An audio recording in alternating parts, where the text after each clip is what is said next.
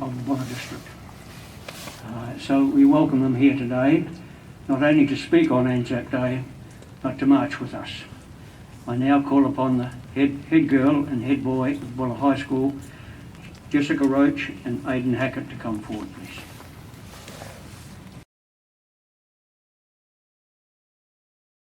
Mo mahara. Greetings to all who have gathered here on this day of remembrance. Today, the 25th April, is the day we remember and honour those who serve and have served for our country. As with other families in New Zealand, it is an unwritten, unsaid expectation that we attend the ANZAC Day service and remember the many family members who have fought for our country. For my family, it is a time when stories come out and names are mentioned from generations before me. When I was younger, the stories were about great-granddad, Corporal Charles Brunning of the 4th Reserve Transport Company visiting the pyramids in Egypt, or about great-great-uncle Jack Brunning, driver, 4th Reserve Transport Company, 2nd Expedition, who shot down a plane with his ground-mounted Bren gun in Greece, and about great-great-uncle Alan Brunning, senior gunner of the Home Guard, who shot the top off the steeples with the gun at the Carter's Beach tip-head. Now I am older, the stories are told about Uncle Jack sneaking into the officers' mess with an Australian nurse and getting plied with whiskey from General George Patton. How he was a prisoner of war. How he carted cases of food and supplies to Jewish concentration camps. How he never talked of what he saw. How great-great-great-Uncle John Barrowman, 29th Reinforcements, 2nd and 3rd Rifle Brigades, was killed in action on the Western Front on the 9th of September 1918, 2 months before the war ended. His name is carved on the gates of remembrance behind me. To me, it is important that we remember the enormity of what we sometimes ask our servicemen and women to do and endure for the service of our nation. I hope future generations will continue to engage our community war stories and memorials. I hope that, as in my family, chapters of family history will be passed on to the next generation, and that we never forget the sacrifices our forebears made. I am a New Zealander, free to speak without fear, free to worship in my own way, free to choose who to govern my country, free to oppose what is wrong, free to stand for what I think is right. For this, I can thank my ancestors, your ancestors, and you, the servicemen and women who stand before me today. Ka mau mahara, tono tātou, ki a rātou. We will remember them.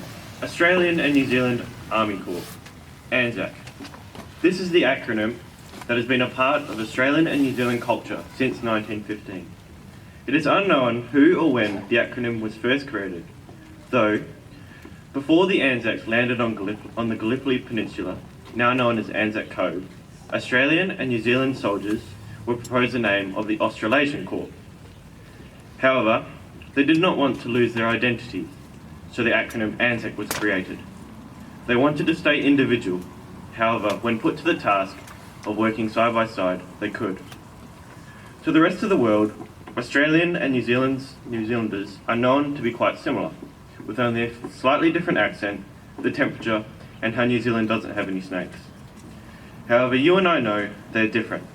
Being born and brought up in Australia, and then moving to New Zealand, I know the difference. Firstly, those rubber things that everyone wears on their feet, thongs, called jandals over here. The boxes that are used to keep food and drinks cold, eskies, called chili bins. The list could go on. Although there is one thing that brings Australian and New Zealanders together, no matter where, no matter what, their camaraderie. Being able to rely on each other in any and every situation, and knowing there is at least someone who's got your back. This is one thing that has stayed constant since the 25th of April 1915, and has been and will be for all the years to come. This is the ANZAC spirit, where the ANZACs are recognised for joining the two nations together in a brother-in-arms relationship for their bravery, endurance and mateship. To think, 106 years ago, over 16,000 fellow Australian and New Zealand servicemen landed on the shores. Boys, teenagers and men, all over the two countries, with different backgrounds, different cultures, coming together for a single cause. To all the youth out there in today's society, ranging from my age to 14, think what you've been doing in the last week. Where over a century ago, they were representing the nation, our nation, fighting a war.